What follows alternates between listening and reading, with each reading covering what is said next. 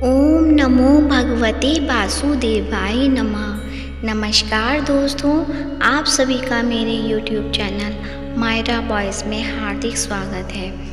आज की इस वीडियो में हम आपको देवशयनी एकादशी व्रत कथा सुनाएंगे। हिंदू धर्म में व्रत और त्योहारों का विशेष महत्व माना गया है। प्रत्येक मास में आने वाली एकादशी तिथियों को भी बड़ा महत्व दिया जाता है। इन्हीं में से एक है आषाढ़ मास की शुक्ल पक्ष की एकादशी, जिसे देवशयनी एकादशी के नाम से जाना जाता है। इस दिन भगवान विष्णु योग निद्रा में चले जाते हैं और 4 मास बाद कार्तिक मास में प्रबोधनी एकादशी के दिन जागते हैं। इसलिए इस अवधि को चतुर्मास भी कहा जाता है। पौराणिक मान्यताओं के अनुसार देवशयनी एकादशी के दिन भगवान विष्णु पाताल लोक में बलि राजा के पास चले जाते हैं। देवशयनी एकादशी का व्रत करने से मनुष्य के सभी पाप नष्ट हो जाते हैं और उसे मोक्ष की प्राप्ति होती है। इस व्रत को करने से मनोकामनाएं पूरी होती हैं और घर में सुख समृद्धि आती है।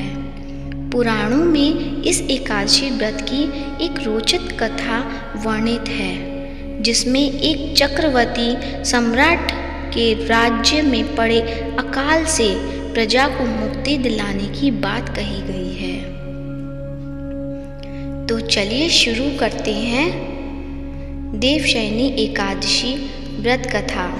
श्रवण करने से पहले आप सभी से मेरा अनुरोध है, यदि आपने मेरे चैनल को सब्सक्राइब नहीं किया है तो सब्सक्राइब करें और बेल आइकन को दबाना ना भूलें। कथा इस प्रकार है। धर्मराज युधिष्ठिर ने श्री कृष्ण से पूछा, हे केशव, आषाढ़ शुक्ल एकादशी को किस नाम से जाना जाता है?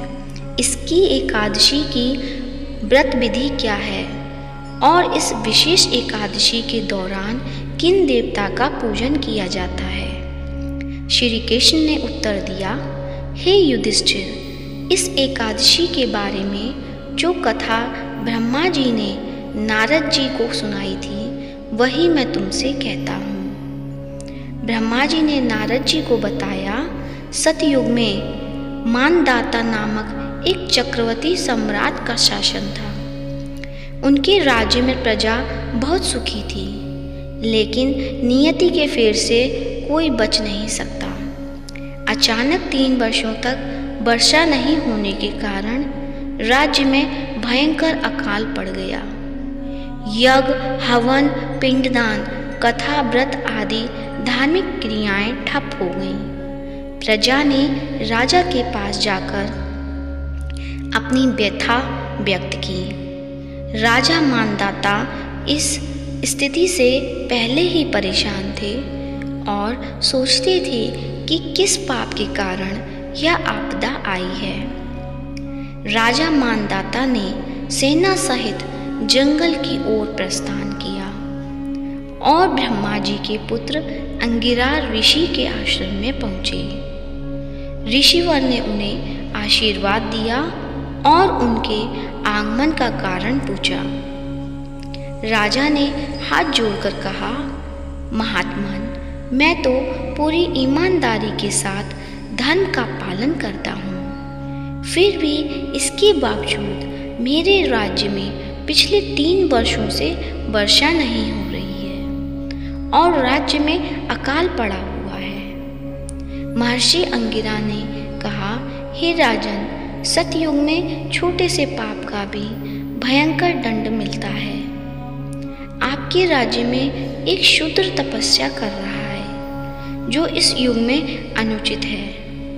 यही कारण है कि आपके राज्य में वर्षा नहीं हो रही है। जब तक वह शूद्र तपस्वी जीवित रहेगा, अकाल शांत नहीं होगा। राजा मानदाता ने कहा, हे देव, निर्दोष को मारना मेरा मन स्वीकार नहीं कर रहा है। कृपया कोई और उपाय बताएं। महर्षि अंगिरा ने सुझाव दिया, आषाढ़ माह के शुक्ल पक्ष की एकादशी का व्रत करें। इस व्रत के प्रभाव से तुम्हारे राज्य में अवश्य ही वर्षा होगी। राजा ने राजधानी लौटकर पद्मा एकादशी का विधि पूर्वक व्रत किया। व्रत के प्रभाव से मूसलाधार वर्षा हुई और राज्य धन धान्य से परिपूर्ण हो गया।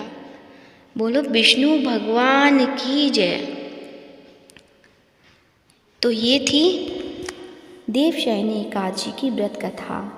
व्रत कथा कैसी लगी कमेंट बॉक्स में ज़रूर बताएं और कमेंट बॉक्स में ओम नमः भगवते वासुदेवाय अवश्य लिखें और इस वीडियो को ज़्यादा से ज़्यादा लाइक करें, ज़्यादा से ज़्यादा शेयर करें और यदि आप मेरे चैनल पे नए हैं तो चैनल को सब्सक्राइब करें। धन्यवाद।